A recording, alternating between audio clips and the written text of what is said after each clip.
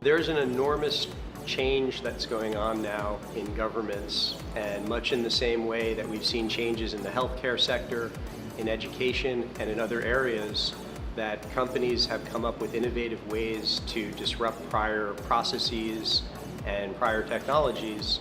We're starting to see that now in governments as well.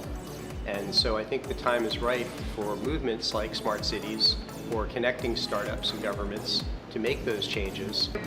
One of the things that we really focused on was what type of services outside of traditional funding mechanisms can be used to help in that first year of operations, which we know public stuff knows as a startup is the critical stage of your company. It's the make or break.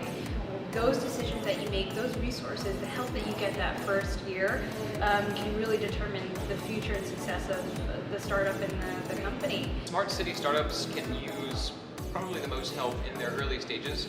If they're outside of those known tech hubs like New York or SF, then it's tough to find people who are willing to risk their money on startups. And it's not that the money doesn't exist in places like that, they're just more risk averse. They're not always up to these newer ideas.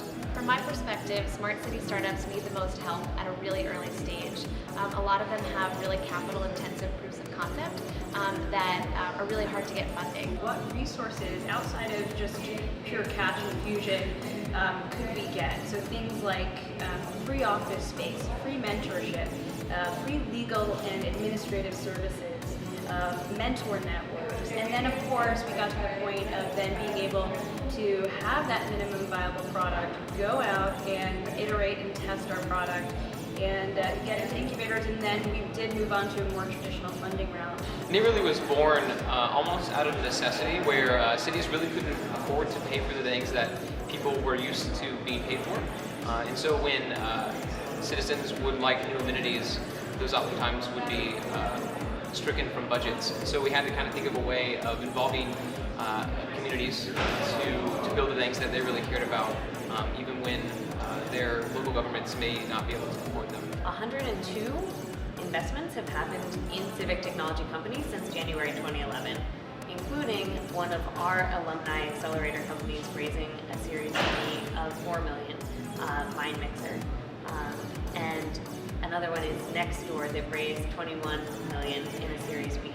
And it's just stories like these and numerous other investments show that though there are definite challenges in civic technology, such as a slower sales cycle selling to government, there is with these innovative cloud-based solutions the opportunity for investors to gain success with these companies. If you come across something, or you go talk to someone who works in government who identifies a problem, go after it with your heart and your passion, and I think you can make a real difference in the world. I think for people who want to potentially become investors, future venture capitalists, they should go talk with their local municipalities and governments, and I think they'll find really great opportunities for investment jobs in the future as more and more municipalities get involved in investing in startups.